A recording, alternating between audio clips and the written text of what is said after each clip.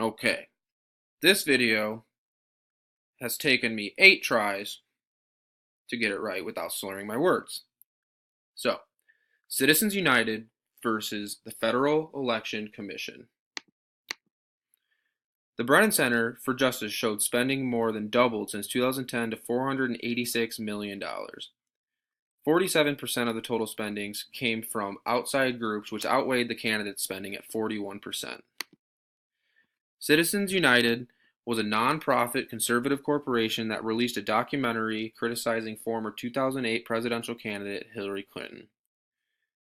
Theodore B. Olson was an attorney who argued for the appellant, or Citizens United. The appellant was argued by Elena Kagan, Solicitor General, Department of Justice, who argued on behalf of the Federal Elections Commission, and Seth Waxman, who argued on behalf of Senator McCain. The Supreme Court justices that ruled on the case were Chief Justice Roberts, Justices Scalia, Kennedy, Thomas, and Alito, who were in the majority, and Justices Stevens, Ginsburg, Breyer, and Sotomayor had the minority. Citizens United vs. Federal Election Commission took place on November 14, 2008 to January 21, 2010. The trial took place at the Citizens United in Washington, D.C.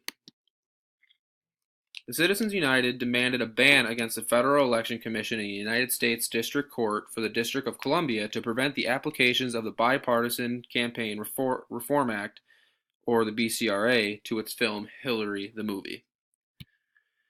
In the efforts to regulate big money campaign contributions to the BCRA had restrictions to electioneering communications.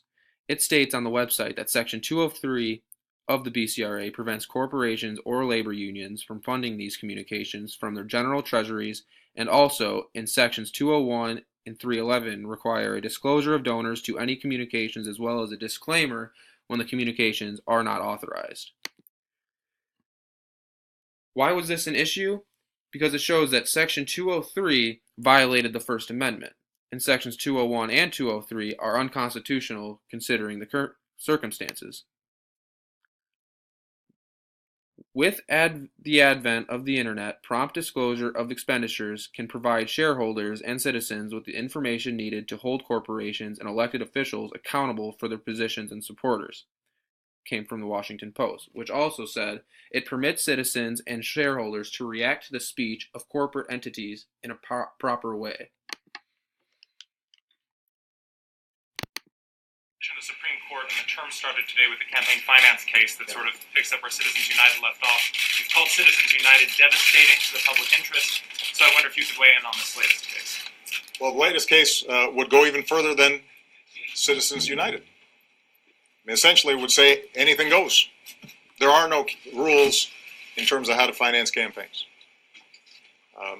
There aren't a lot of functioning democracies around the world that work this way, where you can basically have millionaires and billionaires bankrolling whoever they want, however they want, in some cases undisclosed. And what it means is ordinary Americans are shut out of the process. And Democrats aren't entirely innocent of this in the past. And, you know, I had to raise a lot of money for my campaign. There's nobody who operates in politics that has perfectly clean hands on this issue. But what is also true is that all of us should bind ourselves to some rules that say the people who vote for us should be more important than somebody who's spending $1 million, $10 million, or $100 million to help us get elected. Because we don't know what their agendas are. We don't know what their interests are.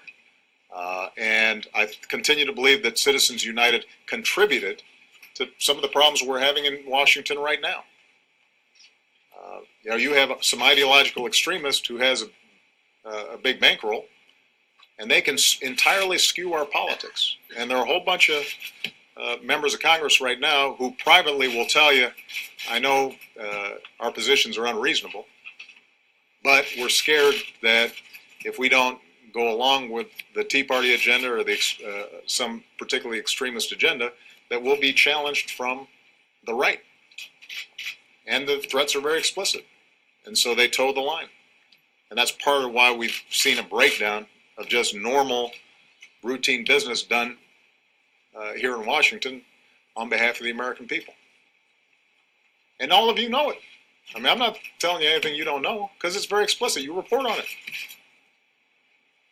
Now, a big chunk of the Republican Party right now are in gerrymandered districts where there's no competition, and those folks are much more worried about a Tea Party challenger than they are about a general election where they've got to compete against a Democrat or go after independent votes.